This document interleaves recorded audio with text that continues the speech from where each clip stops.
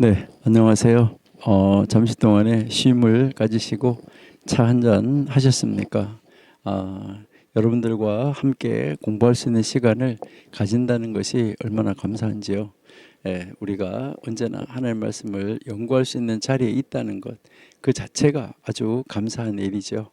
예, 여러분 오늘 우리 또 계속해서 고대 현자들의 잠언 공부하면서 그들이 어떻게 신앙생활을 했었는지, 그리고 우리는 어떻게 신앙생활을 할지 한번 찾아보고 알아보는 그런 시간을 갖도록 하겠습니다. 그래서 우리는 그들을 능가해서 더 좋은 신앙생활을 할 수 있는 자리로 나아가는 우리가 되면은 좋겠습니다. 하나님 감사합니다. 아버지가 우리를 사랑하시고 도우셔서 하나님이 기뻐하시는 가운데 하나님의 뜻을 이루는 자리로 나아갈 수 있는 우리로 세우시기 원하셔서, 하나님이 사용하시기에 합당한 일꾼으로 세우시기 원하셔서 우리 교환 목사님, 정호 목사님 통하여서 정교도 신학원을 세워주시고 우리 많은 하나님의 사람들이 훈련받게 해주셔서 감사합니다.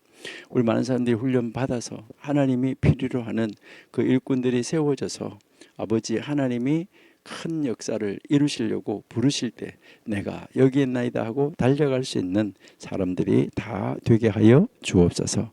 오늘도 아버지께서 우리와 함께 하시며 우리에게 지혜 주시고 우리를 바른 길로 인도하여 주셔서 저희들 하나님이 기뻐하시는 그 말씀 속으로 들어갈 수 있는 저희가 되게 하여 주옵소서.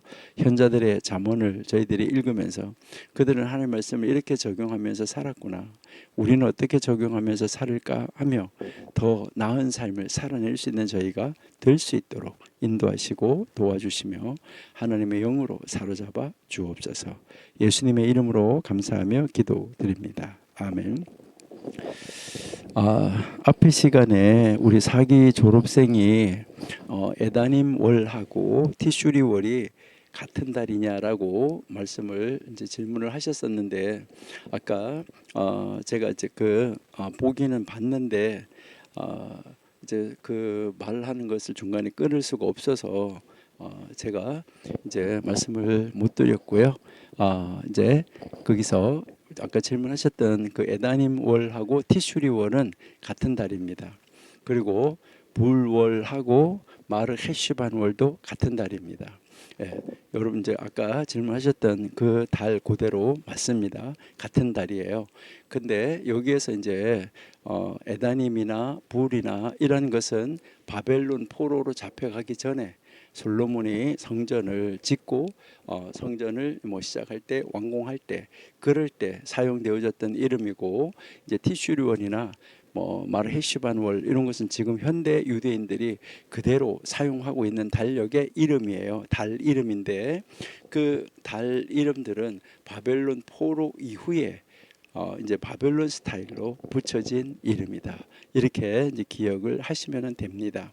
그렇기 때문에 이제 그 이후에 바벨론 포로 이후에는 주로 에다님, 불 이런 이름들이 잘 나오지 않아요. 그러니까 그런 것을 여러분들이 참고해서 알아두시면은 이제 좋아요. 그러니까 이 티슈리월 같은 경우는 바로 무엇을 얘기하냐면, 티슈리월은 민간력으로는 1월이에요. 그래서 설날이 거기에 들어 있고, 그렇죠? 그러면 종교력으로는 7월이에요. 그래서 7월이기 때문에 거기에서 종교력 7월하고 이제 그 민간력 1월이 같은 달이잖아요. 그래서 7월 1일, 1월 1일, 나팔절 7월 10일, 1월 10일이 대속죄일.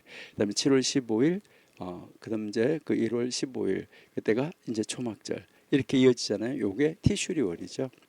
그리고 에다님월이고 그 다음 달이 마르 헤시반월이에요. 말하자면 노아가 방주에 들어갔던 달, 바로 비가 오고 방주에 들어가고 또 이제 비가 어떻게 그치고 할 때 그 계산할 때, 그것은 바로 이제 그 헤시반월에 그 비가 오기 시작하고 방주에 들어가고 비가 오기 시작하고 이렇게 했었다. 그리고 또 그 다음 1년이 지난 다음에 그 헤시반월에 거기서 나왔었다. 이렇게 여러분들이 이해를 하시면 됩니다. 그러니까 그때는 이제 8월이고 2월이다. 이렇게 생각하시면 되겠어요. 종교력 8월, 민간력 2월 이렇게 생각하시면 됩니다. 그러니까 같은 달이라는 거 이렇게 이해하시고요. 그러면 우리 계속해서 우리 이제 고대 현자들의 잠언 가르침을 우리가 한번 보는데요. 우리는 지난주까지 1장을 다 마쳤습니다. 근데 이 1장에서 중요한 것은 뭐냐면 이제 이 모세가 시내산에서 토라를 받은 다음에 그 토라가 어떻게 해서 현재 우리의 손에까지 오게 됐나 하는 것을 계속해서 가르친 가르침이고요. 그다음에 이제 2장에서부터는 실제적으로 2장이 우리에게 가르치는 것은 여기서 사람은 어떤 길을 선택하면서 살아야 되나 하는 것, 이것을 우리에게 가르쳐주고 있습니다. 그래서 이 장이 굉장히 중요하다라고 볼 수 있어요. 그러니까 우리가 어떤 길을 선택할 때 이제 우리가 이제 선택의 기로에 서 있잖아요. 그 선택의 기로에 서 있을 때 우리는 어떤 길을 어떻게 선택해서 살아가면서 어떤 삶을 살아야 되냐 하는 것을 계속해서 많은 그 현자들, 고대 현자들이 그것을 가지고 이야기를 하면서 우리에게 가르쳐주는 삶을 보여주고 있다. 이렇게 여러분이 보시면은 좋겠다. 이렇게 이제 생각이 드는데요. 그러니까 여러분들은 이제 이 가르침에 대해서 우리가 정말 어떤 교훈을 우리가 받고 우리는 그 교훈을 통해서 하나님이 우리에게 가르쳐주는 그 말씀은 무엇일까 하는 것, 이것을 우리가 한번 생각해 보는 것이 가장 좋다라고 이제 생각이 됩니다. 그래서 이제 우리는 이제 여기에서 뭐 가장 먼저 우리는 그 현자들의 가르침을 먼저 이해하고 그 가르침을 이해한 다음에 그 다음 우리가 생각해야 되는 것은 바로 뭐죠? 그것을 우리가 어떻게 우리는 적용을 해서 우리가 정말 그 사람들보다가 더 능가하는 삶, 이런 삶을 우리가 살아낼 수 있을까? 그러니까 그 현자들보다가, 그러니까 뭐 보통 지금 이제 오늘 나오는 사람들 1900년 전의 사람인데 그가 그때 사람들보다가 우리는 현대 더 많은 것을 알고 더 많은 것을 가지고 있어요. 그런 우리들은 어떻게 더 하나님 앞에 바른 삶을 살아갈 수 있을까 하는 것을 우리가 생각해 보시면 좋을 것 같아요. 그래서 우리 2장 1절을 한번 제가 다 읽어드리도록 이렇게 하겠습니다. 그러니까 다 읽어서 다 받아 쓰지 못했다고 해도 상관없어요. 책이 없으신 분들은 받아 쓰지 못했다고 해도 상관없으니까요. 자, 이제 한번 보시면 좋은데요. 랍비 예후다 하나씨가 말한다. 사람이 자기 자신을 위하여 선택해야 할 올바른 길은 어떤 길인가? 그에게 명예가 되고 동료들로부터 존경심을 얻을 수 있게 하는 모든 것이다. 주요 계명을 수행하는 것과 같이 덜 중요한 계명도 충실히 수행하라. 왜냐하면 너희는 각각 계명들에 주어진 보상을 알지 못하기 때문이다. 계명의 보상에 대한 것과 계명의 손실과 죄의 손실에 대한 죄의 보상을 계산하라. 세 가지를 심사숙고하라. 그러면 너희는 죄에 속박되지 않을 것이다. 너희 위에 있는 것이 무엇인지 알라. 주의 깊은 한 눈과 경청하는 한 귀와 너의 모든 행동을 기록한 책이다. 이렇게 이제 나와 있습니다. 이것을 잠깐 이제 단락을 나누어서 우리가 한번 제가 다시 한번 읽어드릴 테니까 한번 보세요. 첫 번째, 랍비 예후다 하나씨가 가르쳤습니다. 이제 조금 더 쉬운 말로 이제 첫 번째 단락은 사람이 자신을 위하여 선택할 수 있는 바람직한 길이 무엇입니까? 이렇게 물어요. 그러면서 그는 그 자신을 위하여 선한 길을 선택해야 된다. 자기 자신을 위하여서 선한 길을 선택해야 된다. 또한 사람들이 자기 자신을 존경하도록 만드는 길을 선택해야 된다. 이게 이제 묻고 대답하는 답에서 처음으로 나온 거예요. 두 번째 단락은 당신이 생각할 때 중요하다고 생각하는 계명을 수행하는 것처럼 당신이 중요하지 않다고 생각하는 그 계명에도 주의를 기울이라.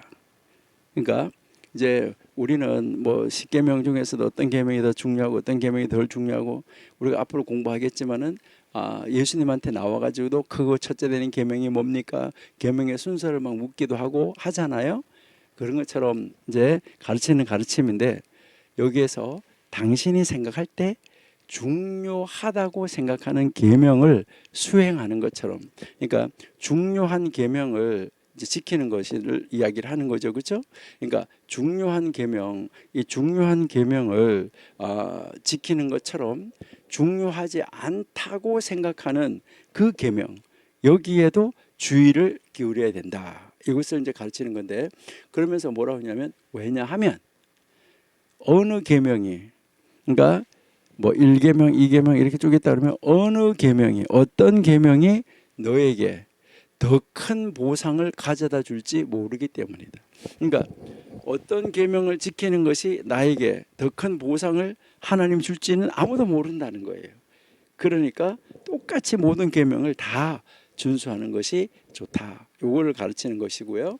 그다음에 세 번째는 그 계명을 행함으로, 내가 계명을 지킴으로 받을 수 있는 보상을 가지고, 내가 이 계명을 지키니까 이런 보상이 있구나 하는 거, 이런 이 보상을 가지고 계명을 내가 수행함으로, 그 계명을 내가 이제 지킴으로, 그 계명을 내가 지킴으로 말미암아 받는 복을 계산해 봐라. 그러니까 계명을 내가 행함으로 말미암아 받을 수 있는 보상, 이걸 가지고 계명을 수행함으로써 받는 복을 계산해 봐라.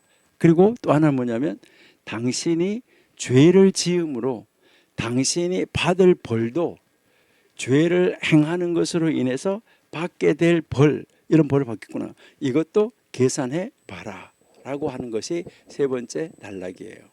네 번째 단락에는 네 번째 단락은 세 가지 일을 생각하라. 그리고 당신은 죄를 짓지 마라 라고 이야기를 합니다. 그러니까 네 번째 단락에서요, 세 가지 일을 생각하라. 그리고 당신은 죄를 짓지 마라. 이 세 가지 일이 당신 앞에 있다는 것을 알아라. 너 앞에 이 세 가지 일이 있다는 거예요. 세 가지 일이. 이 세 가지 일이 뭐냐면, 한 눈이 너를 지켜보고 있다. 한 귀가 당신에게 귀를 기울이고 있다. 한 귀가. 그리고요, 한 책이 너가 행하는 모든 일을 그림으로 그리고 있다. 이것을 기억하라. 이것을 이야기하는 것이 네 번째 단락이에요. 자, 우리가 이 가르침을 가르친 사람이 누군가 하는 것도 굉장히 중요해요. 그래서 여러분들이 책이 있으면 그 책을 쓴 저자가 굉장히 중요한데, 왜 그러냐면 그 저자가 어떤 사상을 가지고 있길래 이런 글을 쓰냐 하는 것을 우리가 알아야 되잖아요. 그래서 오늘 우리가 이 피르케 아부트 2장 1절을 가르치는 그 선생님은 어떤 선생님인가 하는 것을 아는 것이 굉장히 중요하다는 거죠. 그래서 아까 앞에서 이제 제가 읽어드릴 때 랍비 예후다 하나시가 말한다라고 이야기를 했잖아요. 그러니까 이제 이 이제 2장 1절을 가르치는 사람은 지금 이 2장 1절, 이 고대 현자들의 잠언 아보트 2장 1절을 가르친 사람은 바로 누구냐면 예후다 하나시. 예후다 하나시라는 사람이 가르쳤는데, 이 예후다 하나시는 어떤 집안에서 어떤 가문에서 태어났는가 하는 것을 여러분이 한번 생각해 보시는 것도 굉장히 이제 중요하다 하는데, 이제 이 랍비라고 일단은 말했잖아, 그렇죠? 랍비. 그래서 이제 이 랍비라고 이야기를 하고요. 이제 랍비인데 이 사람을 보고 라틴어로는 뭐라고 불렀었냐면 유대 왕자라고까지 불렀었어요. 그러니까 유다의 왕자다 이렇게 불렀었고, 이 사람은 랍비라는 말로도 불려졌었는데 레비라고도 불려졌었어요. 레비. 그러니까 이 레비라고 이제 불려졌는데, 이 레비는 이제 우리가 보면 이제 무엇을 얘기할까 하는데, 요 랍비라는 것은 여러분들이 이제 잘 아시는 대로 이렇게 이제 쓰여지는 말인데, 이것은 나의 랍비 이런 말이에요. 나의 랍비 이런 말이고, 요 레비라는 말은 여러분 이렇게 보시면 이렇게 이제 쓰는데, 요 레비라는 말은 레위 사람이라는 말이에요. 그러니까 레위 사람 이렇게 이제 쓰여지는 말인데, 요 의미를 여러분들이 조금 알아두는 것은 이제 좋아요. 그러니까요. 우리가 이제 앞으로 뭐 이제 많은 유대인 문헌들을 여러분들이 앞으로 접하게 될 것이고, 또 많이 이제 접해 왔을 것이고, 성경에서도 뭐 랍비, 레비 이런 것을 많이 이렇게 볼 수가 있는데, 물론 우리 성경에서는 다 그냥 랍비라고 통일을 시켜놨는데, 이 랍비와 레비 이게 이제 차이점 뭘까 하는데, 이 랍비와 레비는 둘 다 굉장히 중요한 역할을 하고 있는 사람들입니다. 그래서 그들이 각자가 다 그 유대인들에게는 아주 중요한 임무를 가지고 있는 그런 사람들이다라고 여러분들이 이제 보시면은 되는데, 이 랍비라는 말 여러분들이 이제 보시면은, 원래 이 랍비는 좀 전에 이야기한 것처럼 나의 선생님 이렇게 이야기했잖아요. 근데 이 나의 선생님인데, 요 랍비는 무엇을 한 사람이냐면, 유대 교회에서 학문적, 그다음에 이 종교적, 그러니까 학문적 종교적 지도자예요. 그러니까 학문적 종교적 지도자다. 그래서 우리 목사님들도 학문적 종교적 지도자인가 그건 잘 모르겠고요. 자, 어쨌든 학문적 종교적 지도자인데, 이 사람들이 이제 그 역할을 하는 데 있어서 중요한 것은 무슨 역할을 하냐면, 성경을 가르치는 역할이죠. 성경을 가르치는 역할을 하는데, 그래서 유대인들은 랍비가 아니면 성경을 가르칠 수 없어요. 그러니까 랍비가 아닌 사람들은 성경을 읽어줄 수는 있어요. 그냥 읽어줄 수 있는데, 그 성경이 뭐 이런 것이다 저런 것이다 어떻다 이렇게 하면서 가르쳐 줄 수는 없어요. 그러니까 가르쳐 주는 그런 역할은 하지 않는다. 그러면 이 랍비가 하는 역할은, 그러니까 유대교의 학문적 종교적 지도자로서 성경을 해석하고 성경을 가르치고 종교적 판결을 내리는 역할을 해요. 그리고 이제 공동체 내에서, 그러니까 그 하나님 나라 뭐 이런 공동체 교회, 이제 옛날 유대인들 기독교가 있기 전에 회당, 이런 회당 공동체에서 성경과 관련된 이 질문에 답하거나, 아니면 결혼식과 같은 뭐 장례식 이런 것 같은 이 종교 의식을 주관하는 사람이에요. 그리고 이 랍비는 학문적 교육을 받는데 주로 어떤 거 받는가, 나중에 우리가 한번 내려가서 볼 건데요. 성경, 탈무드, 그리고 할라카라고 그래가지고요, 유대교 법률, 유대법, 여기에 대한 이 연구를 아주 깊이 합니다. 깊이 이 연구한 것을 바탕으로 이제 그 유대인들에게 윤리적, 종교적, 성경적 가르침, 이것을 제공하는 이런 사람들, 그 사람들이 바로 랍비예요. 자, 그러면 랍비의 자격은 어떤 사람일까? 여러분이 이제 한번 이제 생각해 보셔야 되는데, 랍비가 되려고 하면 어떻게 해야 될까요? 랍비가 되려고 하면 일반적으로 여러 해 동안의 학문적 훈련을 거쳐야지 돼요. 그러니까 뭐 보통 공부도 10년 가까이 해야 되고, 그리고 또 그 우리 말하면 실습, 인턴 이런 것도 많이 해야지 됩니다. 특별히 이 교육기관에서 공부를 하고, 그 아까 얘기했던 것처럼 많은 공부를 아주 깊이 있게 연구를 해야지 돼요. 그리고 그 공부를 한 다음에 뭐 하게 되냐면, 이제 스미하라고 이야기를 하는데, 이제 이 공부한 다음에 이제 이 스미하라고 예, 그렇게 해서 스미하 하는데, 이 스미하라는 말이 이제 우리말로 말하면 안수식이에요. 안수식. 이제 이 랍비로서 안수를 하는 안수식을 이제 하게 돼요. 그래서 아주 이게 유대교에서는 굉장히 중요한 절차예요. 물론 우리 기독교에서도 목사님이 안수 받을 때 이 안수식 하는 것은 굉장히 중요하죠. 이 안수를 통해서 랍비는 공동체에서 성경을 가르치고 성경을 해석하고 지도할 수 있는 권한을 부여받는 그 의식이에요. 그러니까 이 권한을 받는다. 그래서 이 스미하라는 말, 이것은 여러분 뭐 성경에서 우리가 나오는 말인데 나중에 좀 이따 한번 볼 건데요. 이 말은 원래 이렇게 손을 얹어서 이제 이제 권위가 있는 사람이 그 사람에게 손을 얹어서 권위를 부여하는 행위, 이것을 말하는 거예요. 이것을 통해서 이제 랍비가 정식으로 자격을 갖추게 되는 거예요. 그러니까 이 안수 받아야지만 정식으로 이 랍비가 되는 자격이 있다. 이것을 이야기를 하는 거예요. 그래서 이 스미하, 이 안수식의 이 본질적인 의미, 그러니까 이 스미하를 하는 이유, 안수식을 하는 본질적인 의미는 뭐냐면 권위가 전수되는 것을 이야기를 하는 거예요. 권위가 전수되어지는 거.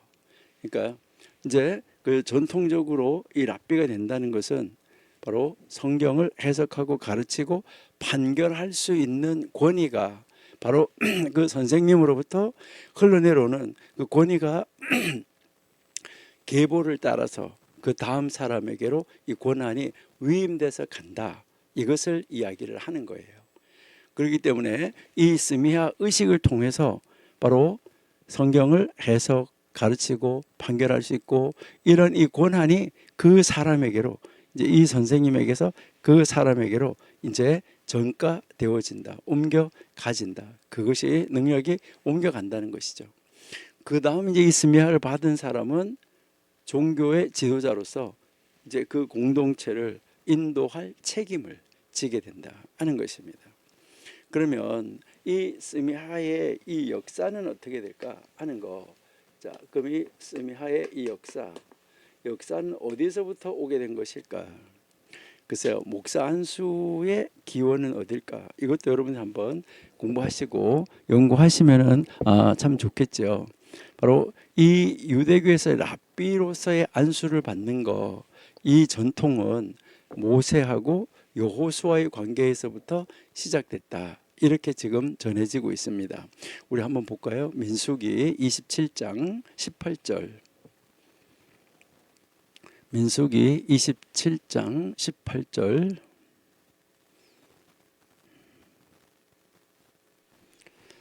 여호와께서 모세에게 이르시되 너네 아들 여호수아는 신에 감동된 자니 너는 데려다가 그에게 스미하하고 사마흐하고 이렇게 돼 있는 말이에요. 그다음에 19절 그를 제사장 엘르아살과 온 회중 앞에 세우고 그들의 목전에서 그에게 위탁하여 20절 내 존귀를 그러니까 모세가 하시던 너의 존귀를 그에게 돌려 그에게 넘기라는 거예요. 그에게 넘겨 이스라엘 자손의 온 회중으로 그에게 복종하게 하라. 이렇게 한 것이죠.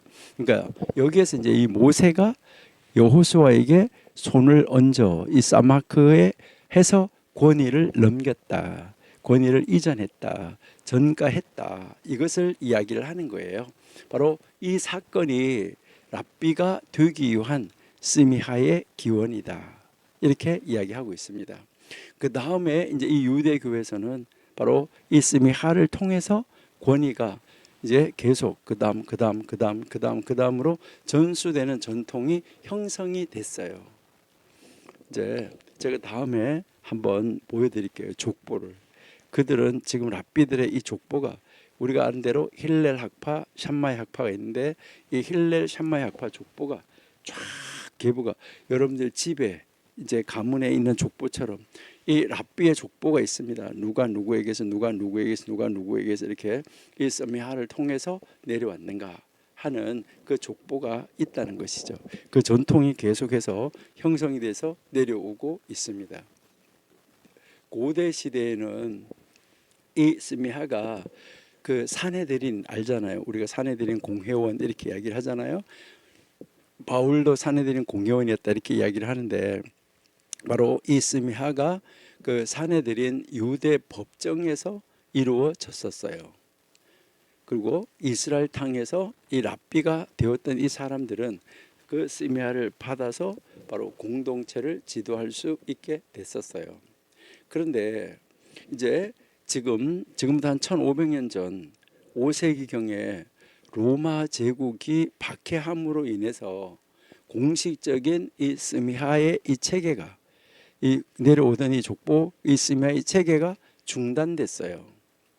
그 이후에 현대 유대교에서는 이 전통적인 이 스미하의 이 연속성을 그때부터 유지하지는 못했지만 그 이후에 여전히 랍비가 되기 위한 중요한 절차로서 이 스미하를 요구하고 있고 스미하를 통해서 그 권위를 부여하고 있어요. 그렇게 여러분들이 이제 이해를 하시면 되고요. 자, 그러면 이제 이 안수를 받기 위해서는 어떻게 해야 되느냐 하는 거죠. 안수를 받기 위해서는 제일 먼저 학문적 준비가 필요해요. 그러니까 이제 이 학문적인 이 준비가 있어야지 된다. 제일 먼저 학문적인 준비예요. 그러니까 이제 이 랍비로서 안수받기 위해서는 깊이 있고 넓이가 있는 학문적 교육이 필요하다는 거예요. 그래서 유대교에서 랍비가 되는 이 교육 과정은 이제 대학을 졸업을 하고 나서 보통 5년에서 7년, 이제 전체는 보통 9년 이 정도 이제 지속이 됩니다. 그러니까 그 정도 9년, 10년 교육을 받아야지 되는 거예요. 이 과정에서 이 랍비가 되려고 하는 랍비 후보자는 다양한 종교적인 이 문헌을 공부를 해야 되고 이 학문적인 준비를 철저하게 해야지 된다 하는 것입니다. 이거는 마찬가지로 우리 목사님들이 목사 안수를 받기 위해서는 아주 다양한 공부를 많이 해야 되는 것이죠. 그러니까 여러분들도 앞으로 공부 많이 하셔서 정말 하나님이 언제 어떻게 사용하실지 모르니까 준비하고 있다가 하나님 여러분들을 불러서 어떻게 사용하실 때 그럴 때 필요할 때 모든 일을 이렇게 이루어갈 수 있도록 준비는 되어져야 돼요. 준비되지 않으면 쓰임 받을 수가 없으니까요. 그렇죠? 그래서 이제 이 학문적 연구에서 제일 중요한 것은 첫 번째가 성경입니다. 성경은 이제 이 성경인데 이 성경이 바로 유대인들의 삶의 지침서라는 것이죠. 그러니까요. 이제 이 성경은 뭐냐? 이제 하나님이 어떻게 살아야지 되는가 하는 것을 가르쳐 준 바로 그 책이다라고 이야기를 하는 거죠. 그러니까 이제 랍비가 되기 위해서는 바로 이 성경을 아주 깊이 있게 공부를 해야지 된다 하는 거죠. 그러니까 이 성경을 통해서 사람이 어디에서 왔고 어디에서 살고 어디로 가고 있고 사람이 창조된 목적이 무엇이고 그리고 그 목적을 이루기 위한 방법은 어떤 것이고 어떻게 이루어야지 되는가 이것을 철저하게 이제 가르쳐 준다는 것이죠. 그다음 이제 두 번째 교과서 두 번째로 중요한 것은 탈무드입니다. 여러분들이 탈무드 많이 보신 분도 계시지만은 사실 이 탈무드는요 이제 동화 대백과사전만 한 걸로 지금 영어하고 히브리어 이제 아람어 이렇게 해가지고 대역으로 된 거는 74권입니다. 그러니까 엄청난 분량이죠. 굉장히 많은 분량인데 우리나라에 뭐 나와 있는 이 탈무드는 아주 파편 중에 파편이라고 생각하시면 되는데 바로 이 탈무드는 유대교의 구전율법, 구전으로 전해져서 내려오던 구전 토라가 있었잖아요. 그러니까 그 구전율법에 대한 해석이 기록된 문헌이에요. 그러니까 구전으로 전해져서 내려오던 그 법을 이제 성문화해 놓고 그 성문화한 것을 해석하고 이 시대에 맞게 적용할 수 있도록 확대하고 또 해석하고 이렇게 한 그 문헌 이 문헌인데 이것은 5세기경에 이제 이것이 완성이 되어졌죠. 그래서 이 랍비 후보자는 탈무드에 대한 심도 있는 연구를 통해서 유대교의 법, 성경의 법, 이 법을 해석하고 그 법을 따라서 판결할 수 있는 능력을 길러야지만 되는 것입니다. 탈무드는 유대교의 이 법적인 논리를 가득하게 담고 있어요. 그래서 이 랍비로서의 이 중요한 지식을 제공하는 놀라운 책이다라고 여러분이 보시면 되는데, 이제 이 탈무드를 공부한 사람은 이제 미국의 로스쿨 있잖아요. 그 미국의 로스쿨인데 그 법학교 거기 그 로스쿨에서는 이제 이 탈무드 공부한 사람들은 최고 15학점까지 인정을 해줍니다. 그러니까 그 정도로 이제 이 권위가 있다 하는 것을 우리가 알 수가 있고요. 그 다음 이제 가르치는 것이 유대교 법이에요. 그러니까 유대교 법을 아주 자세하게 가르칩니다. 왜 그러냐면 유대교 법은 다 무엇을 근거로 했냐면 성경의 법에서 기초해서 왔기 때문에 그래요. 그래서 랍비들은 이 유대교 법을 바탕으로 모든 판결을 내려야지 된다 하는 것이죠. 그러다가 보니까 이 랍비 후보자는, 랍비가 되려고 하는 사람은 이제 이 유대교 법 할라카를 아주 철저하게 공부하고 학습해야지만 됩니다.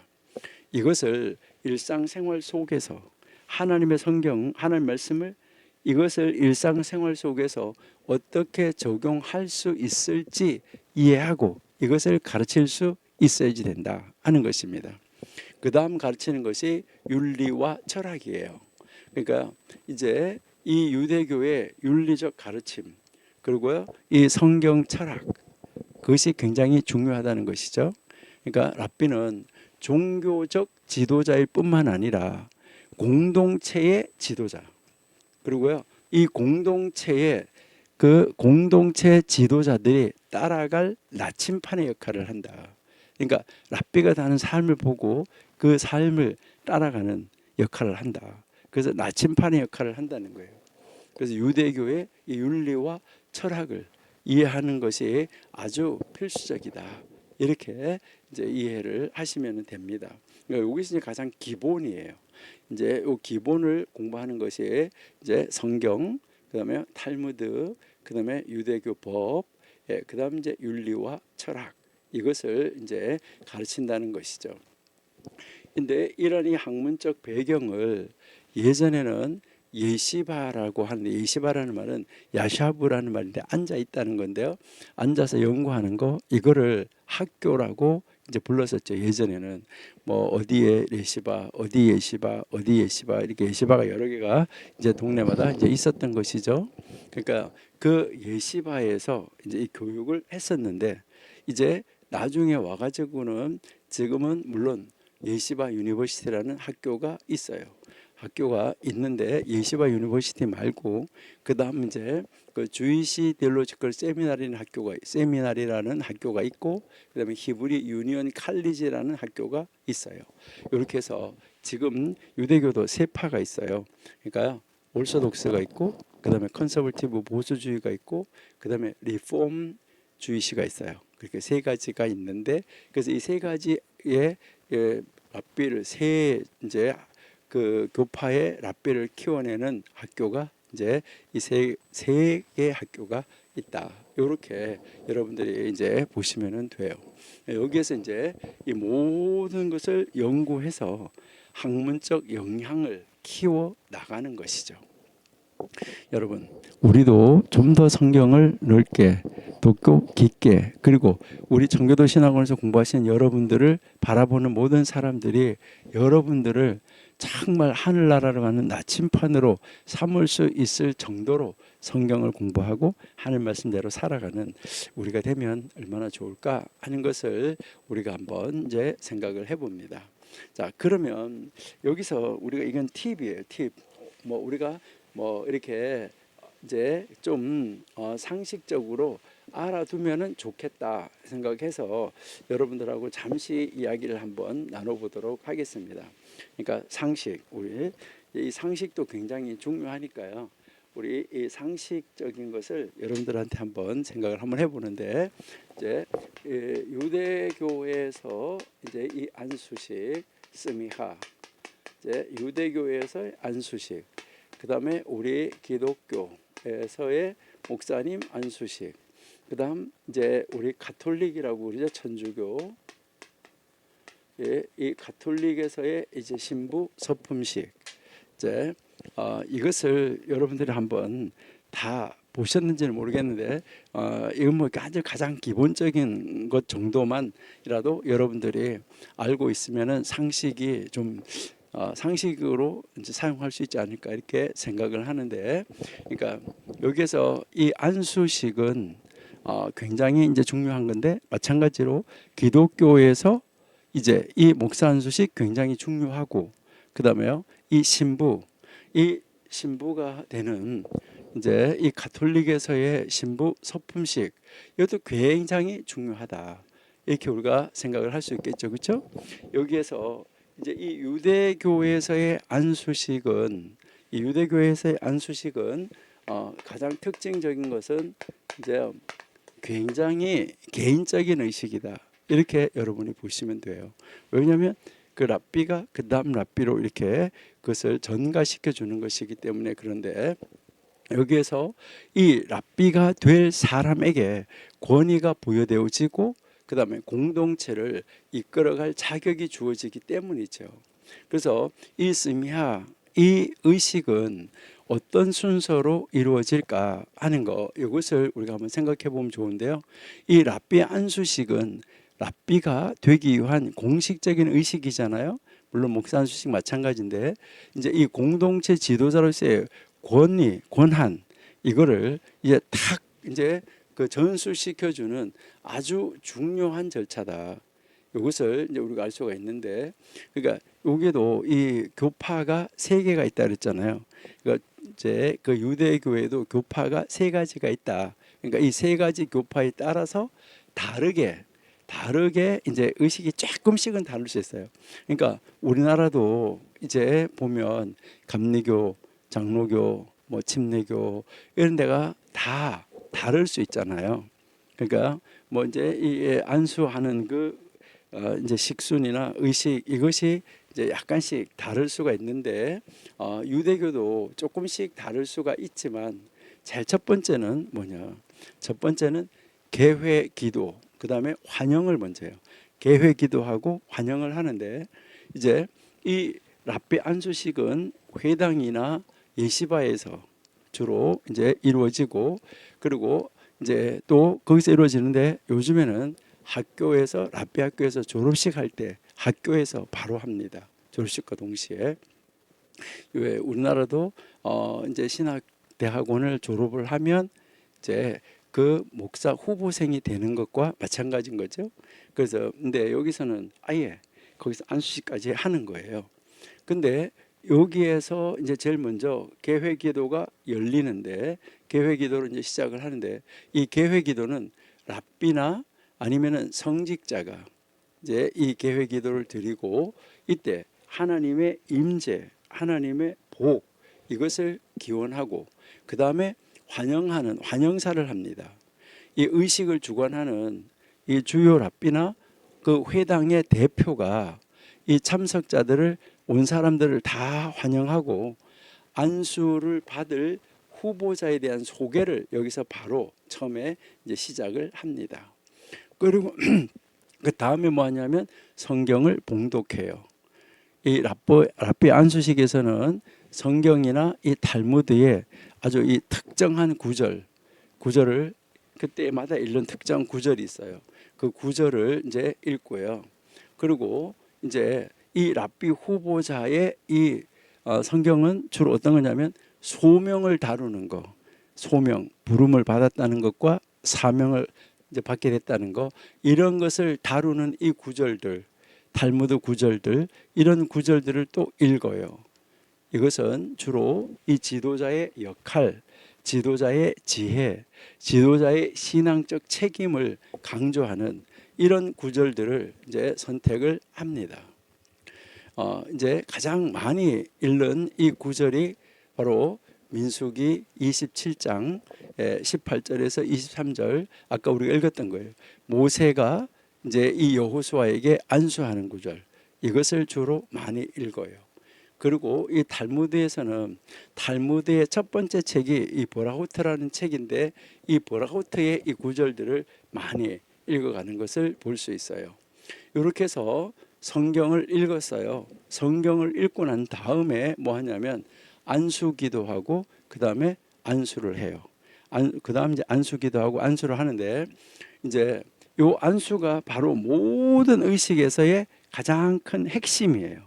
그러니까 이제 이 기존의 랍비들이 안수 받는 랍비 후보자의 머리에다가 이렇게 손을 얹어요. 그리고 복을 강구하는 기도를 해요. 이것은 권위의 전수를 상징하는 거예요. 이 랍비들의 이 권위가 이에게도 이제 임한다.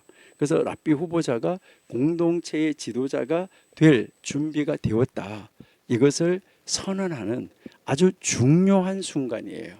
그러니까 이렇게 이제 이 복을 강구하는 기도를 하는데 이게 아주 중요한 순간이라는 거죠. 그 다음에 기도한 다음에 안수를 하는 것이죠. 그리고 안수하는 그 동안에 이제 이 주관하는 랍비 그리고 그 여러 랍비들이 복을 강구하는 기도를 돌아가면서 해요. 이 기도는 새로운 랍비의 사역을 하나님 앞에 맡기고 그가 올바른 지도자가 될 수 있도록 인도해 달라고, 그에게 능력을 달라고, 그리고 그에게 이제 하나님이 임재해 달라고 하는 그러한 강구하는 내용을 이제 그 안수하는 사람들이 돌아가면서 그 이제 기도를 합니다. 그렇게 하고 이제 이 주관 랍비가 후보자의 머리에 손을 얹고 또 안수를 해요. 그 다음에 랍비들이 차례로 안수를 하고 랍비가 될 사람에게 권위를 다시 부여해 주는 이런 이제 장면으로 안수는 끝나요. 이렇게 해서 안수가 끝나고 나면 안수식이 딱 끝났잖아요. 그러면은 이 안수 증명서를 전달을 해요. 안수 증명서를. 그러니까 이 안수 증명서를 이제 전달을 하는데 그러면 이게 이제 안수 받았다 하는 증명서를 이제 주는 거죠. 그러니까 이 증명서가 바로 뭐냐면 새로운 랍비가 공식적으로 이제 랍비로 인정받았다 하는 아주 중요한 문서예요. 우리나라의 목사 안수증 굉장히 중요한 것이죠. 그래서 이제 이 증명서를 이제 그 전체를 주관하는 그 주관 랍비가 안수를 받은 후보자에게 바로 이 안수식 증명서를 그들에게 줘요. 그러면 이 문서가 바로 이 새로운 랍비가 공식적으로 이제 성경을 가르치고 해석할 자격을 부여받았다 하는 그게 이게 상징이에요. 그렇게 한 다음에 이제 복의 말씀을 줘요. 안수식을 한 다음에 기존의 랍비나 공동체의 지도자가 이제 이 복의 말씀을 그에게 이제 전합니다.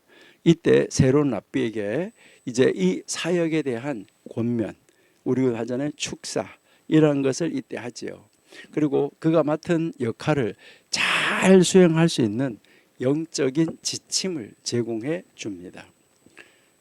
이렇게 해서 이제 고의 단계가 끝나고 나면 이제 원로 랍비가 새로운 랍비에게 사명과 책임감을 상기시켜주는 랍비의 사명, 랍비의 책임이라는 것이다 라고 상기시켜주는 말씀을 전해요. 그리고 그 다음에 이제 이 새로 된 랍비가 서약을 하거든요. 이 새로 된 랍비가 서약을 하는데 그런데 우리는 앞에서 난 이렇게 하겠습니다 하고 서약을 한 다음에 안수를 해야 되지 않겠어요? 그렇죠? 근데 여기는 다 끝난 다음에 서약을 하는데 이 새로운 랍비는 공동체 앞에서 서약을 하는데 뭐라고 하냐면 이제 제가 율법을 바르게 가르치고 신앙적 지도자로서 책임을 완수할 것을 약속합니다 하는 그 내용이에요. 그래서 이 서약을 통해서 이 새로운 랍비는 하나님 그 공동체 앞에서 그가 그 받은 책임을 다 할 것을 맹세하는 그런 과정이에요. 그래서 이 맹세하는 과정이 끝나면 공동체가 다 모여서 축하해요. 그리고 이제 이 새로운 랍비의 탄생을 기념하면서 공동체가 아주 기뻐하는, 즐거워하는 이런 시간을 가지게 되죠. 그리고 이제 가족, 친구, 그리고 뭐 공동체 구성원들이 새로 임명된 랍비에게 축하한다고 인사하고, 그리고 이제 앞으로 당신이 이끌어 나갈 이 사역을 뭐 이제 기원합니다. 정말 사역에 복된 길이 있어지기를 바랍니다 하는 것이죠. 그러고 나서 이제 이 축하와 함께 감사의 찬송이 이때 불려져요. 하나님의 인도하심에 대한 감사를 표현하는 것입니다. 그러니까 하나님이 이 랍비를 태어나게 해서 지금까지 과정을 거쳐서 여기까지 오게 해서 랍비로 안수식을 하고 이제 끝날 수 있게 돼서 정말 하나님 앞에 감사합니다 하면서 하나님이 이 새로운 랍비를 인도해 주셨다는 것에 대해서 감사하면서 찬송을 하는 것이죠. 그러고 나서 마지막으로 마치는 기도를 합니다. 이 새로운 랍비의 사역과 공동체의 평안을 위해서 기도하는 것이죠. 이 기도를 통해서 새로운 시작을 하나님 앞에 맡기고 하나님의 지혜와 이 하나님의 인도하심, 그리고 이제 이 하나님 앞에 모든 것을 맡기는 이 의식으로 이제 마무리하고 있습니다. 이렇게 이제 이 랍비가 안수를 받는데, 자 이거를 간단하게 다시 한번 해보면 개회 기도하고 환영을 하고 성경 봉독을 하고 그다음에 안수 기도하고 안수하고 그다음에 그 안수 증명서를 전달을 하고 그다음에 복의 말씀을 전하고 그다음에 새로운 랍비가 서약을 하고 공동체가 축하를 하고 마치는 기도로 이렇게 마쳐진다 하는 것입니다. 이러한 과정은 랍비가 공식적으로 자격을 얻고 그가 앞으로 이 공동체 종교적 지도자로서의 역할을 맡을 준비가 됐다. 이제부터는 이제 이가 앞으로 성경을 가르칠 수가 있고 성경을 따라서 모든 사람들을 판결할 수가 있고 또 모든 것을 지도할 수 있는 지도자로서의 역할을 할 수 있는 준비가 된 사람입니다 라는 이것을 선언하는 하나의 의식이다. 이렇게 여러분이 보시면 좋을 것 같아요. 그러면 기독교에서는 어떻는가 하는데, 우리 기독교에서는 뭐 이렇게 대부분 예배 형식으로 이어지잖아요, 그렇죠? 그래서 제일 첫 번째가 개회 기도하고 찬양을 하죠.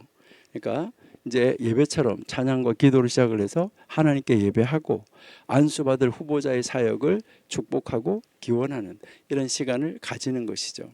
그러고서 이제 제일 먼저 개회기도 찬양, 그 다음에 성경 봉독, 이제 이 성경 봉독을 하고 이때도 주로 성경 봉독하는 그 구절들은 물론 그때 오신 목사님에 따라서 다르지만은 주로 목회자의 사명, 교회의 중요성 이것을 강조하는 내용으로 이제 되어 있는 이 성경 말씀을 읽고 그다음 이제 설교를 하지요. 이 설교는 주로 이제 새로 이제 안수받는 이 목사가 맡게 될 그 사역의 중요성 이것을 말씀을 하고 그에게 주어진 사명에 대해서 강조하는 내용으로 나가지요. 그래서 이렇게 설교가 끝난 다음에 안수하고 그 다음에 기도해요. 여기서도 이 안수가 핵심 부분이죠. 기존 우리 목사님들도 기존 목사님들과 교회 지도자들이 그 새로 이제 안수받는 그 목사님의 머리 위에 손을 얹어서 안수하는 것이죠. 이 과정은 기독교에서의 과정은 하나님께서 그를 통해서 일하실 것을 기원하는 의식이에요. 그러니까 그를 통해서 하나님 앞으로 이 새로 위임받는 목사를 통해서 일하실 것을 기원하는 이런 의식을 한다. 근데 아까 랍비들은 그 권한이 그 다음으로 전가되는 것이다 라고 이야기를 했죠. 그러니까 이 안수는 영적인 권위와 책임을 상징하는 것인데 이를 통해서 이 새로운 목사님이 공식적으로 목회자의 자격을 인정받게 되는 것이죠. 그리고 나서 안수 기도를 하잖아요.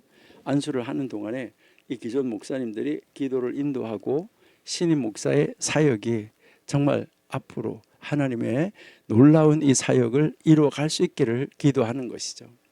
이 기도는 이제 이 새로운 목사님이 목사로서 맡게 될 사역, 그리고서 목사로서의 이 사역, 하나님의 인도를 받기를 강구하는 내용의 이런 기도로 진행이 된다 하는 것을 우리가 알 수 있습니다.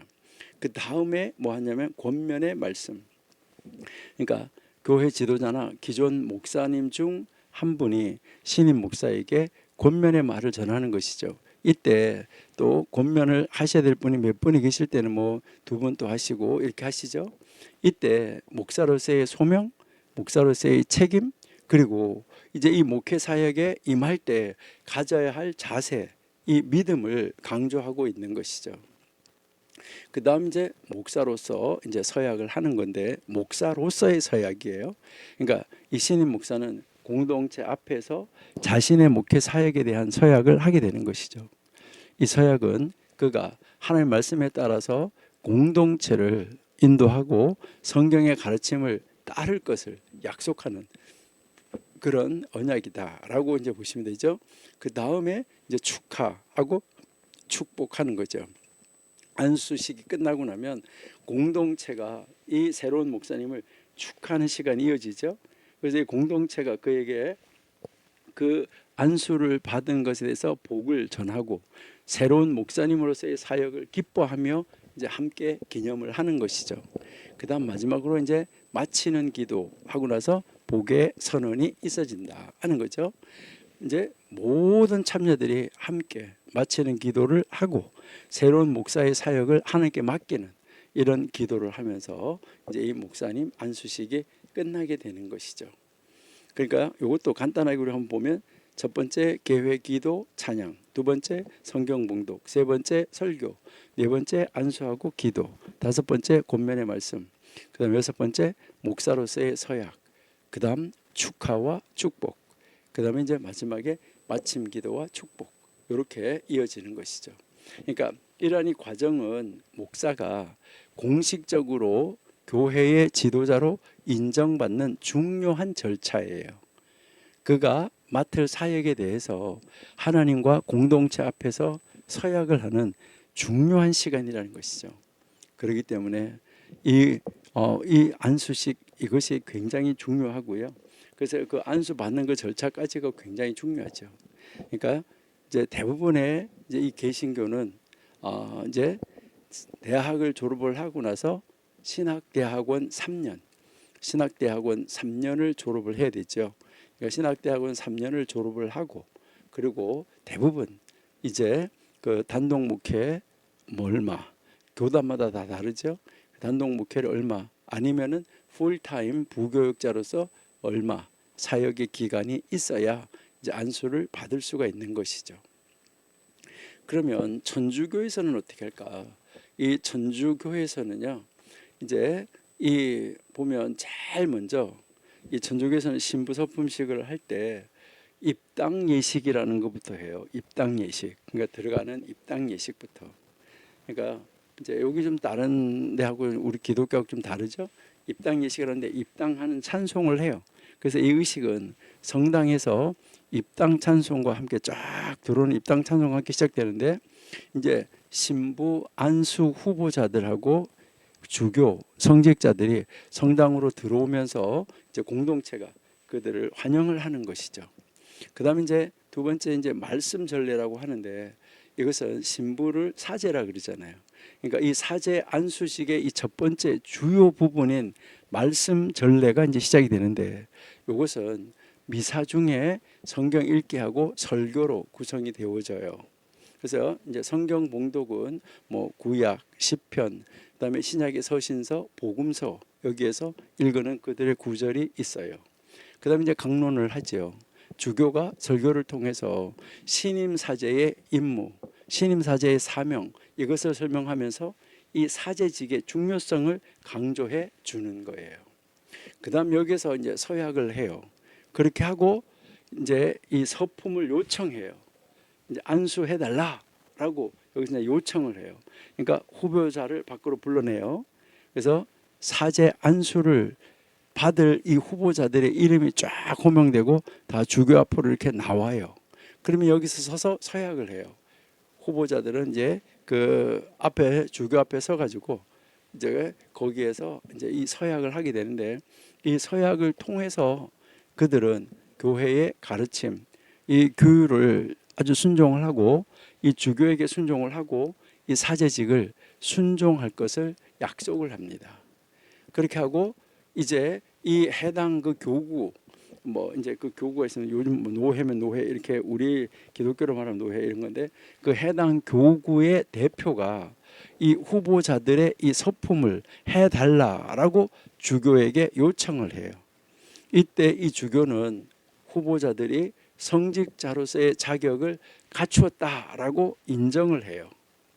그 다음 이제 성인 호칭 기도를 하는 것이 있어요. 성인 호칭. 그러니까 이제 이 외에 여러분들이 아시는 대로 이 천주교에서는 성인 뭐 그런 거 있잖아요. 뭐 세인트 뭐 누구 이렇게 부르잖아, 그렇죠?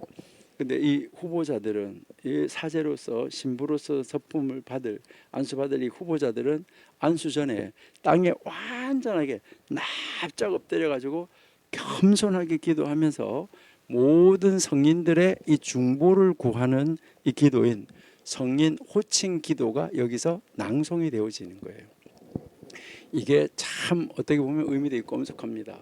이 기도는 성인들의 도움과 중재를 구하는 내용이에요. 그래서 매우 중요한 영적인 순간이라고 그들은 이야기를 합니다. 이렇게 하고 나면 그 다음에 안수해요. 이제 그 다음 이제 안수하고 나면 우리는 목사 이렇게 이야기하는데 여기서는 안수로 안수받았다는 서품기도, 사제 서품식의 이 중심적인 부분이에요. 그때 안수를 하는데 주교 신부가 이제 새로 되는 그 후보자들의 머리 위에 손을 얹어서 안수를 하고 이 행위는 사제직에 성령을 부여하는 상징적인 행위예요. 그러니까 이렇게 안수하는 것이 이제 아까 많이 다르죠. 유대교하고 우리 기독교하고. 그러니까 사제직에 성령을 이렇게 부여하는 이 상징적인 행위다. 그래서 이 주교에 이어서 다른 성직자들도 이제 후보자들의 머리에다가 손을 얹어요. 그리고 이제 이 안수기도, 이 서품기도라고 그래요. 그래서 주교는 안수 후에 이제 이 서품기도를 하고 성령이 이제 그 새로운 그 신부에게 임하고 그 새로운 신부에게 임한 그 신부의 사역이 복받기를 기도합니다. 그러고 나서 이제 기독교에서도 이제 그 뭐 이제 가운을 입혀주는 데도 있는데 대부분 뭐 입혀주지 않고 이렇게 하기도 하는데요. 여기에서 이제 이 신부들은 신부의 옷을 입혀줍니다. 서품 기도가 끝난 다음에 새롭게 이제 된 그 신부는 이제 그 옷을 이제 입혀주는 것이죠. 기존의 사제들이 그에게 이제 옷을 입혀주는데 이것은 사제로서의 이 상징적인 시작 이것을 이제 가르쳐 주는 거예요. 그리고 여기가 특이한 것이 있는데 손의 축성이라는 것이 있어요. 손. 이게 뭘 말하냐면 주교는 새로운 사제의 이 손에다가 새로 안수받는 서품 받는 그 손에다가 기름을 발라서 이렇게 축성하는 그런 아주 특별한 의식이 있습니다. 이것은 사제직을 수행할 때 이 사용하는 손을 거룩하게 해서 성례전에서 신성한 역할을 할 수 있도록 해주기 위함이다. 이렇게 이야기를 합니다. 그 다음 이제 이 성작과 성반을 전달한다 이러는데 여러분들 아마 들어보셨는지 모르겠는데요. 성작 여기에서 이제 이 가톨릭에서 성작, 성반 이렇게 그 이야기를 하는데 이 성작이라는 것은 무엇을 말하냐면 포도주를 담는 잔을 말하는 거고 그다음에 이 성반은 뭐냐면 그들이 그 이제 할 때 영체 성사하고 뭔가 할 때 하는 빵을 담는 접시를 말해요. 그래서 이 성작과 이 성반을 주교로부터 전달받아요. 이것은 무엇을 말하냐면 이제부터 당신은 성찬식을 집권할 권한을 가진다. 이렇게 가르쳐 주는 거예요. 어떻게 보면 굉장히 의미가 있는 것이죠. 그러니까 이제는 앞으로 이제 신부로서 이것을 할 수 있다 하는 거죠. 그 다음에 이제 하는 것이 뭐냐면 성찬을 하는 거예요. 성찬을 하는데 이때 안수와 서품이 완료된 후에 이 미사 그들의 예배에 이 성찬 전례가 이어지는 것이죠.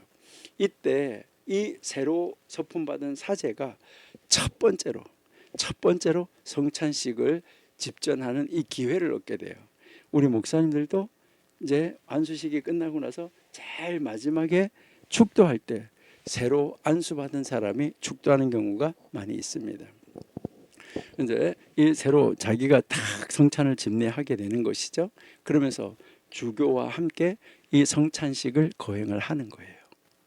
이때 이 새로운 이 신부는 주교와 함께 빵, 포도주를 이제 이 성체와 성혈로 이렇게 그들은 이게 성체로 성혈로 바꿔준다 그러잖아요. 그렇게 하는 그 축성하는 의식을 이때 진행을 하게 되는 것이죠. 그리고 나서 이제 이 축복하고 파견 예식을 해요. 그러니까 이 축복 기도를 하는데 이제 그들의 그 예배가 끝나기 전에 주교가 새로 이제 그 안수 받은 그 사제들에게 신부들에게 축복을 내리죠. 이 축복은 그들의 사역이 하나님의 인도함을 받고 성령님의 은혜 속에서 이루어지기를 기도하는 내용으로 이제 기도합니다. 그러고 나서 파견을 해요. 주교는 이제 이제 성도들에게 그 사제들을 축하하고 그들의 사역을 위해서 기도해 줄 것을 요청하면서 이제 이 파견 예식을 마무리하는 그런 단계를 우리가 볼 수 있습니다. 그래서 이 신부는 좀 많이 다르죠. 그래서 입당 예식 때부터 신랑 신부가 이제 입장하는 것처럼 이제 입당 예식, 말씀 전례, 서약과 서품의 요청, 그다음에 성인 호칭 기도, 안수 서품 기도, 그다음에 사제의 상징을 전달하는 거, 그다음에 성찬 전례를 하는 거, 그다음에 축복과 파견 예식을 하는 거, 이라는 것이 이 천주교권은 좀 많이 다르다 하는 것을 우리가 알 수가 있는데, 그런데 여기에서 우리가 보면 뭐 다른 것들이 있지만 유대교, 기독교, 카톨릭, 여기에서 이 공통점은 뭘까? 이 공통점은 종교 지도자로서의 권위를 부여하는 것입니다. 종교 지도자로서의 권위를 부여해 주는 거고, 두 번째는 안수 행위입니다. 안수하는 거는 다 똑같아요. 다 똑같아. 그 다음에 기도와 축복 똑같아요. 기도와 축복 똑같고, 그 다음 서약이 있는 거 다 똑같아. 그리고 이제 이 새로 랍비가 된 사람이든 목사님이든 신부든 다 자신이 받은 소명을 다하고 교리를 준수할 것을 서약하는 거, 이것이 이제 굉장히 중요한데 이것은 다 똑같아. 이렇게 여러분들이 이제 아마 이해하시고 보시면은 아마 좋을 거예요. 그러니까 여러분들도 이제 이러한 것을 한번 보면서 혹시 뭐 기회가 있다 그러면 한번 가서 이렇게 구경해 보시면은 좋아요. 그러니까 교파마다 약간의 차이는 있다. 그러나 뭐 대등소이하다. 이렇게 여러분들이 한번 보시면은 좋겠다. 이렇게 이제 생각이 됩니다. 그래서요, 이제 이 세 모든 교단 같은 데서도 이제 종교 지도자를 임명하는 중요한 의식이고, 거기에 권위와 책임을 부여한다는 것은 아주 정말 놀라운 것이죠. 그러니까 하나님의 사람으로, 하나님의 종으로 세움을 받는다는 거, 종교 지도자로서 세움을 받는다는 것은 아주 놀랍다 하는 것을 이제 볼 수가 있어요. 자, 그러면 이렇게 이제 여기까지 가는데, 이렇게 안수식까지 가는 과정에서 특별히 우리가 지금 랍비 공부하다가 이것도 우리가 이제 그 기독교도 가톨릭도 어떻게 하는가 하는 것은 같이 상식으로 알아두는 것이 좋겠기 때문에 우리가 한 것이죠. 자, 그러면 이 안수식에 가기 전에 뭐가 있어야 되냐면 시험을 봐야 돼요. 그러니까 학문적 준비를 마치고 나면 이제 여러 차례의 시험을 거쳐야지 돼요. 그러니까 여러 차례의 시험을 거치는데 가장 중요한 것은 뭘까요? 성경, 탈무드예요. 성경과 탈무드에 대한 이제 이 시험을 치르고, 그 다음에 유대교 법에 대한 시험을 치른다. 그러니까 이 법을 어떻게 적용해야지 되는가 하는 거, 이러한 이것을 거기서 이제 물어보고 그 질문을 하고 대답을 하고 어떻게 해야지 되는가 하는 거, 이것을 아주 자세하게 거기서 이제 가르쳐 주고 있다. 이렇게 이제 보시면 되지요.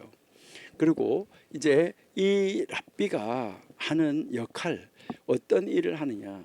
그리고 아까 얘기했지만 가장 중요한 것은 성경을 해석하고 성경을 가르치는 것입니다. 랍비가 공동체에서 성경을 가르치고 탈무드를 가르치고 율법에 대한 해석을 하는 거, 그리고 유대교 법에 대한 해석을 하는 거, 그리고 신앙적 윤리적 질문에 대해서 이제 대답을 하고 공동체가 하나님의 말씀을 따를 수 있도록 인도해 가는 그 나침판의 역할을 하고 있다. 그리고 모든 종교 의식을 주관하는 사람이다. 그러니까 결혼식, 성인식, 장례식 이런 종교 의식을 주관하고 회당에서의 예배를 인도하는 역할을 했다. 그 다음에 유대교 법을 판결하는 역할을 한다. 그러니까 이 랍비가 공동체 내에서 일어나는 율법적 논쟁 그리고 그 문제 해결에 대한 판결을 내려주는 것이죠. 여러분 잘 아시잖아요. 산헤드린에서 이런 것을 했었잖아요. 랍비 가말리엘이 이제 그 이방인들이 율법을 지켜야 되냐 안 지켜야 되냐 이런 거를 이야기를 하는 거 사도행전 15장에 나오는 거 여러분이 아마 잘 아실 거예요.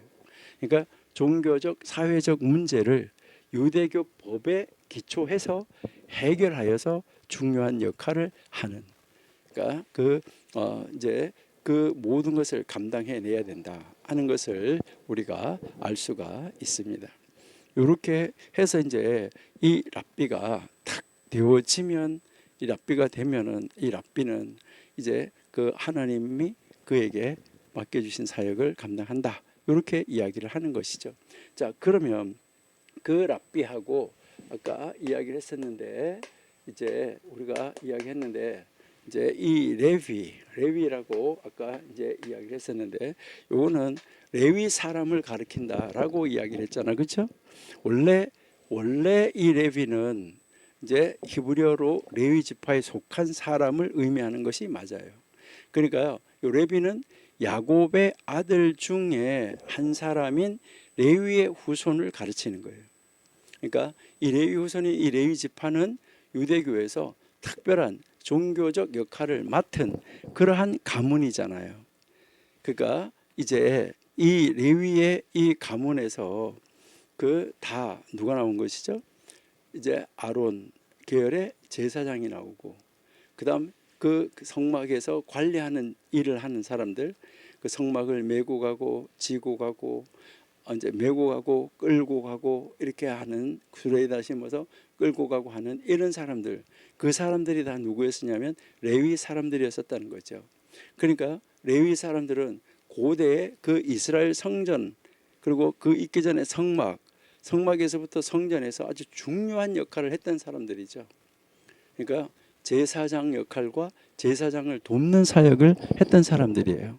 그러니까 성전에서의 예배와 관련된 모든 일을 준비하고 보조하는 역할을 했던 사람들, 이 사람들이 레위죠. 그러니까 성전의 기물을 정리하고 제물을 준비하고 성전 음악 이런 일을 다 맡았던 사람이에요. 이게 레위예요. 그래서 레위는 이제 아론의 후손만 제사장의 관여문에 들어갔고, 다른 레위인들은 제사장이 되지는 않았지만은 제사장과 밀접하게 관련된 업무를 수행하고 있는 종교적 직분을 가진 그런 사람들이었었다. 그러면 오늘날에는 그들이 어떤 역할을 하냐? 현대 유대교에서는 이 레위 사람 더 이상 성전에서 제사장을 돕는 역할을 하지 않아요. 레위 지파의 후손으로서 공동체 안에서 지금 존중받는 위치에 있지 않아요. 지금은 순수 혈통을 찾을 수가 없기 때문이에요.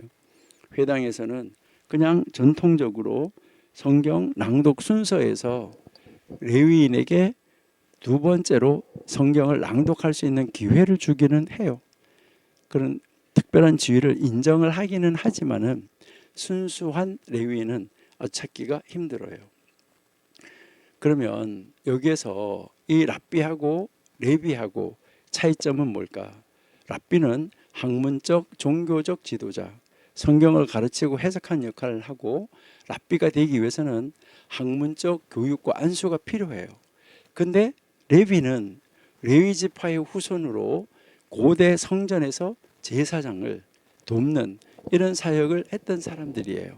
그래서 레위는 주로 성전 예배와 관련된 종교적 임무를 수행했지만은 오늘날에는 특별한 종교적 직책이 그들에게 있지는 않다.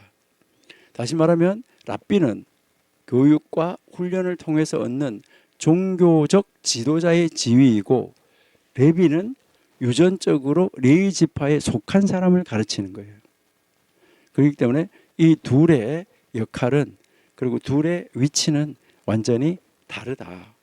그런데 바로 이 우리가 지금 2장 1절을 공부하는데, 이 2장 1절을 가르친 랍비, 이 랍비 예후다 하나시, 이 예후다 하나시, 이 사람은 랍비라고도 불려지고 레위라고도 불려졌다는 거예요. 랍비라고도 부르고 레위라고도 불려졌다. 근데 그러면 이 예후다 하나시는 레위 지파냐? 아니에요. 근데 왜 레위라고 불렸느냐? 그러니까 여기에서 여러분들이 앞으로 유대 문헌이나 성경이나 이런 것을 읽을 때 레위라는 단어가 나왔을 때, 이 레위라는 단어가 이제 레위 지파 사람을 말하느냐, 아니면 위대한 종교 지도자를 말하느냐. 위대한 종교 지도자를 말하느냐. 그래서 이 레위라는 말이 후대에 와가지고는 이렇게 두 가지로 나눠져요. 레위 지파 사람을 지칭할 때가 있고, 위대한 종교 지도자를 말할 때가 있다. 여기에서 이 예후다 하나시는 레위라고 불려졌는데, 위대한 종교 지도자 레위, 이렇게 불려진 것이에요. 그러니까 이 사람은 레위 지파 사람은 아니다. 이제 이 유다 하나시는 예수님이 사시다가 가시고 나서 이제 승천하시고 난 다음 한 100년 뒤에, 예수님보다 약 100년 뒤에 살았던 사람이에요. 예후다 하나시가 135년경에 그 갈릴리 지역, 거기에서 태어났어요. 갈릴리 지역에서. 그러니까 뭐 갈릴리나 나사렛은 그렇게 멀진 않죠. 유대교에서 아주 중요한 가문의 출신인데 다윗 왕의 후손이라고 전해지고 있어요. 그러니까 다윗 왕의 후손이니까 유다의 후손이죠. 그러니까 야곱의 아들 중에서 레위의 후손이 아니고 이제 그 다윗 왕의 후손이니까 유다의 후손입니다. 그럼 여기서 이 레위라는 말은 위대한 랍비라고 부르는 말이에요. 레위 지파를 가리키는 말은 아니다. 그리고 이 예후다 하나시의 아버지가 누구냐면 시몬 벤 가말리엘이에요. 시몬 벤 가말리엘 2세가 사내들인의 지도자였었어요. 그리고 이 바르 코후반 반란 이후 유대 사회에서 중요한 이 종교적 정치적 역할을 담당했던 인물이에요. 그러니까 이 예후다 하나시의 이 집안은 유대교의 학문적 전통을 아주 중요시하는 집안이었었고, 이 유다 하나시가 이런 가문에서 자라났어요. 자라나가지고 이 유대교의 전통, 유대교의 법을 아주 체계적으로 어릴 때부터 배우면서 이제 성장을 했던 그런 사람이에요. 그러면 이제 이 예후다 하나시의 선생님은 누구였었느냐? 이 선생님은 이제 누구냐면 자기 아버지 가말리엘로부터 공부를 했어요. 그리고 이제 랍비 아키바, 이 아키바의 제자들로부터 엄청난 영향을 받았던 사람이에요. 그리고 아주 유명한, 그 시대에 살았던 유명한 랍비 메이어, 랍비 나탄, 이 사람들로부터 가르침을 받았어요. 그래서 그들로부터 구전 전통을 다 폭이 넓게 깊게 정말 아주 어릴 때부터 전수받았던 그런 사람이에요. 이 하나시가 받은 교육은 그 시대 유대교의 다양한 관점, 그리고 기독교가 일어나고 있을 때니까요, 그런 모든 것을 포용하는 포괄적인 내용이었었어요. 이것을 통해서 이제 이 하나시는 훗날 유대교의 이 구전법을 체계적으로 정리할 수 있었던 사람이에요. 여러분 잘 아신 대로 탈무드의 본문이 되는 미시나를 체계적으로 정리한 인물이 랍비 예후다 하나시예요.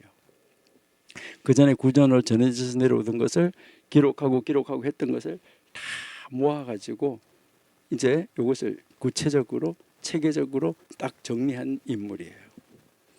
이 랍비 유다 하나시의 이 가르침은 윤리적이고 실용적인 가르침을 강조했어요. 이제 이 하나시가 남긴 가르침은 이제 이 도덕적인 경고 그리고 인간 행동에 대한 이 깊은 성찰을 담고 있어요. 우리 인간의 행동이 어때야 되는가 하는 거. 그리고 특별히 이 미시나 지금 우리가 지금 공부하고 있는 이 아보트에서 이 예후다 하나시의 이 윤리적인 가르침을 많이 볼 수 있습니다. 오늘 우리가 읽었던 이 1절도 그렇잖아요. 그 중에서도 바로 이제 이 하나시는 계명의 중요성 그리고 사람의 도덕적 선택이 이 사람의 도덕적 선택이 삶과 신앙에 미치는 영향이 크다. 이걸 굉장히 강조했어요. 그러니까 이 도덕적 선택이 굉장히 중요하다라고 이야기했어요. 하나시의 가르침은 유대교 공동체 내에서도 평화와 상호 존중을 강조했어요. 상호 존중을. 서로 존중해야 된다. 그리고 어디를 가든지 피스메이커가 돼야 된다. 평화를 만들어야 된다. 그리고 또 이 하나시가 강조했던 것은 아까 우리가 읽었던 것처럼 모든 계명은 크고 작은 것이 아니라 동등하게 여겨야 된다. 이것을 가르쳤어요. 그리고 하나님의 전능하심. 하나님은 나의 머리카락 개수부터 발바닥에 이르기까지 모르는 것이 하나도 없으시다. 전지하심. 이것을 인식하고 살아라. 이것을 가르쳤는데 그 가르침이 바로 오늘 우리가 지금 제가 앞에서 읽어드렸던 아보트 2장 1절의 가르침이에요. 사실 놀라운 가르침입니다. 그래서요, 이 하나시의 가르침은 이제 우리가 여기서 이제 어떤 요소를 포함하고 있을까 하는 것을 찾아보면 좋은데, 이제 이 하나시의 가르침은 이제 대부분 모든 가르침에서 이 요소가 나오는데 오늘 1절에서 우리가 읽은 데서 이 요소는 다 나옵니다. 그래서 우리 하나시 가르침의 요소를 우리가 한번 살펴볼게요. 그러니까 이 유다 하나시의 가르침에서 이제 아주 중요한 요소가 뭐냐면 첫 번째는 하나님의 말씀.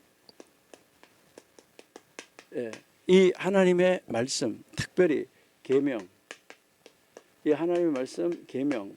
이 계명이 어떤 것은 중하고 어떤 것은 경하다. 이렇게 나누지 말라는 거예요. 그러니까 여러분들도 혹시 하나님 말씀 읽으면서 이것은 중요하고 이것은 아니고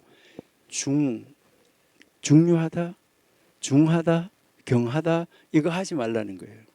그러니까 가벼운 계명도 무거운 계명만큼 중요하게 여겨야 된다.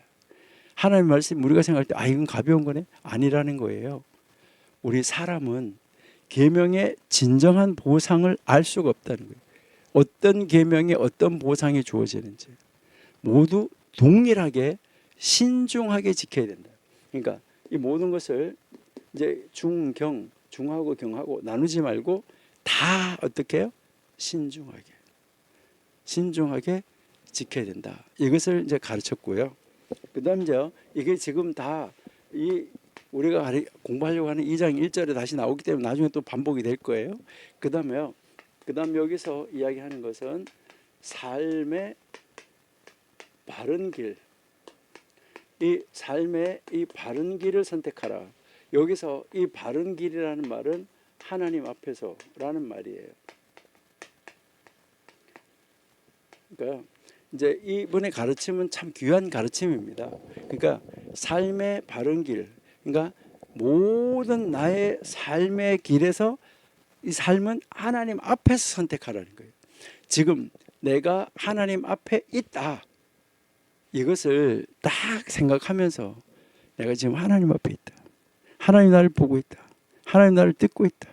하나님 나라의 그림을 그리고 있다. 아까 앞에서 이야기했잖아요. 한 눈, 한 책, 한 귀, 한 책.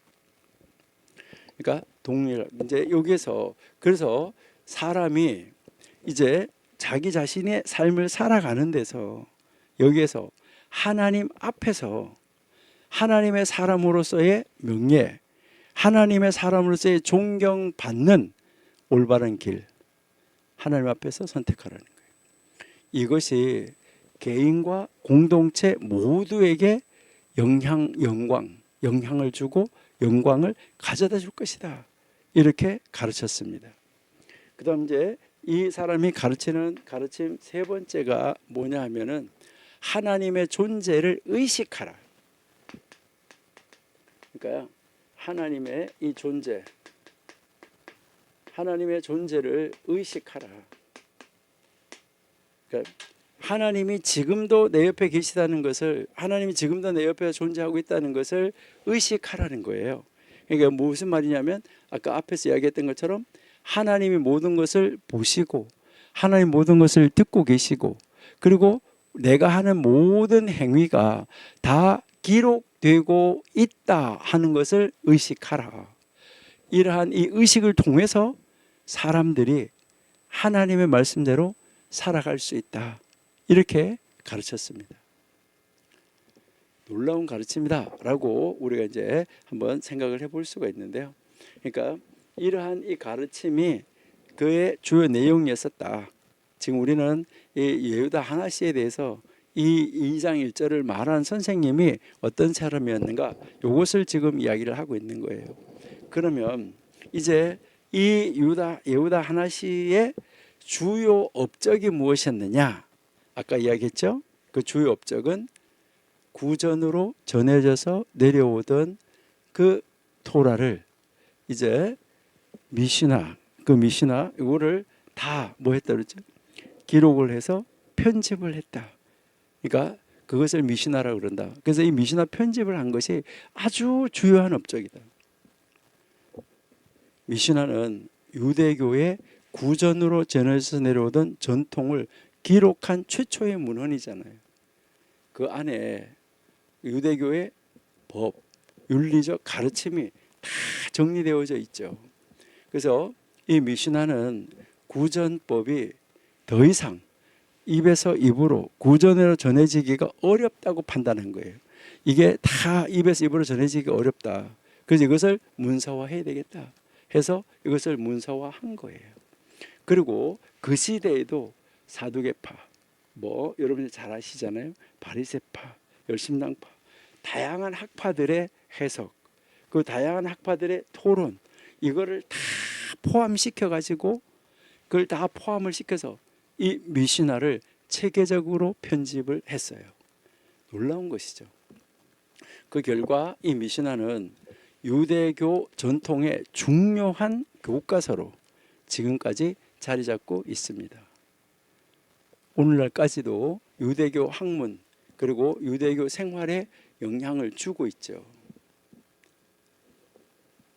그리고 이제 이 유다 하나시는 그 시대에 산헤드린의 지도자로서 일을 했습니다.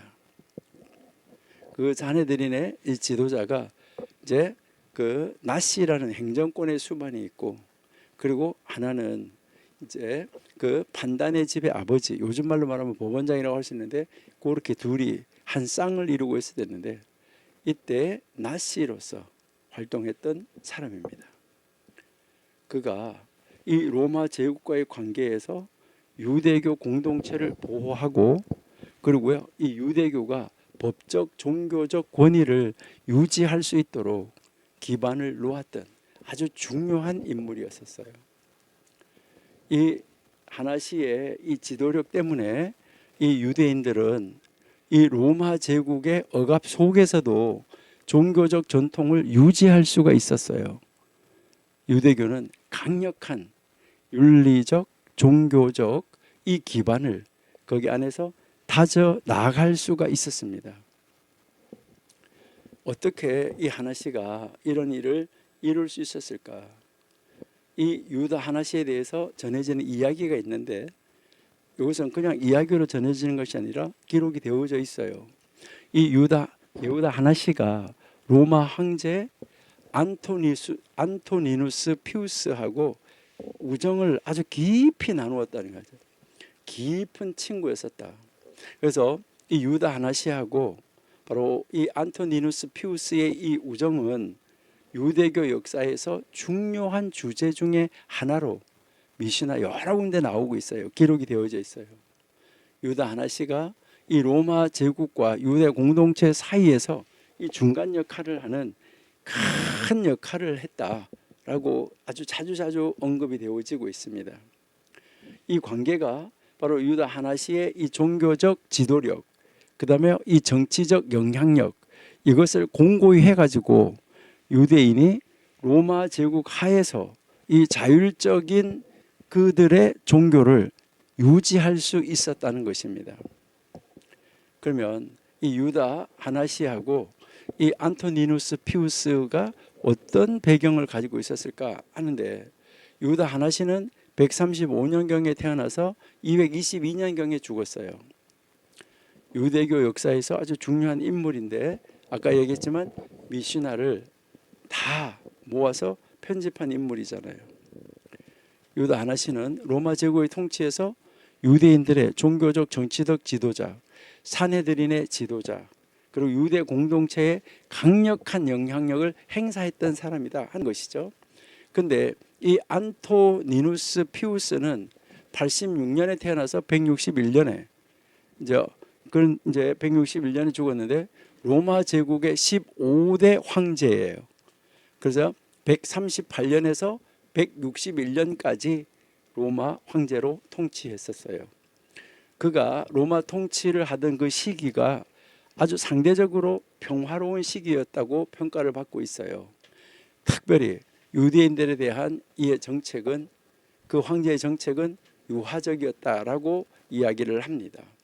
그러면 이 두 사람의 우정이 어떻게 됐을까 하는데, 이 우정에 대한 이야기가 많이 나오는데, 예후다 하나시가 이 로마 제국과 유다 공동체 사이에서 이제 그 역할을 하는데, 이 종교적 자율성을 유지할 수 있도록 해달라고 부탁을 했는데, 이 우정에 대한 이 이야기가 이 탈무드에 그리고 다른 유대교 문헌에 많이 기록이 되어져 있어서 나오고 있습니다.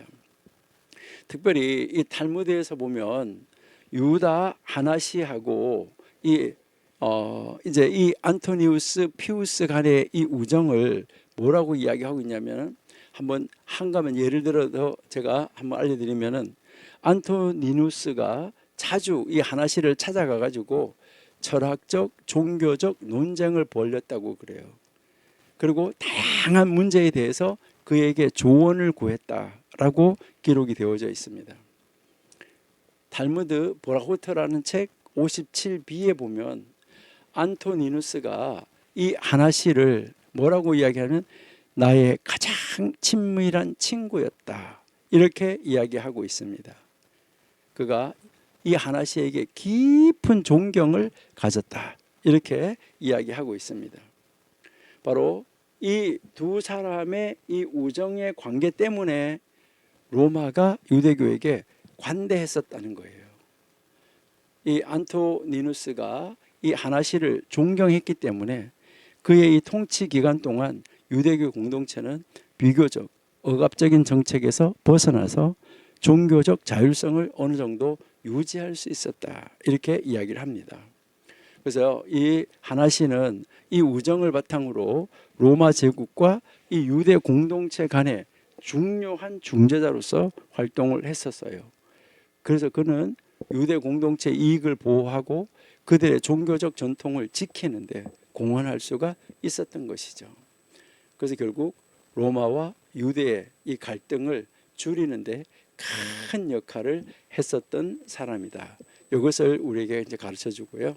그리고 이제 어떤 그 전통에서 이렇게 읽어보면은 하나시하고 이 안토니누스는 철학적 종교적 문제에 대해서 그들이 자주 논의를 했는데, 여기에서 뭘 이야기했냐면은 하나시는 종교적 철학적, 영적 차원에서 정말 훌륭한 지도자다. 나의 최고의 친구다라고 이야기를 했다라고 이야기를 합니다.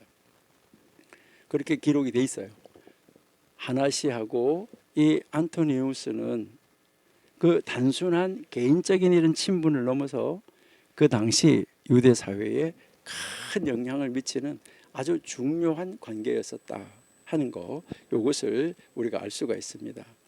그리고 이 두 사람의 우정에 대한 이 기록이 있는데, 이 탈무드 아보다 잘하는 책에 보면은 안토니누스가 유다 하나시에게 뭐라고 하냐면 깊은 존경을 표했다라고 거기에 기록이 되어 있고, 여러 차례 그에게 조언을 구한 이런 일화들이 아주 많이 기록이 되어져 있습니다.